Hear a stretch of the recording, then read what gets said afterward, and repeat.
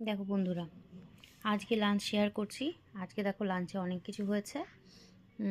উচ্ছে সেদ্ধ যেরকম বলেছি সেটা আমাদের থাকেই প্রত্যেক দিন, উচ্ছে সেদ্ধ পাতে। আর হয়েছে এটা কি বলো তো, এটা হচ্ছে সর্ষে দিয়ে মানকচু বাটা। সর্ষে দিয়ে, সর্ষের তেল দিয়ে, কাঁচা লঙ্কা দিয়ে, শুকনো লঙ্কা দিয়ে, রসুন কোয়া দিয়ে একবারে বেটে নিয়েছি। এটা হচ্ছে মানকচু বাটা। আচ্ছা, বাঁধাকপির তরকারি, স্যালাড আছে, শশাটা শেষ হয়ে গেছে, গাজর আছে। আচ্ছা, জলপাইয়ের ডাল।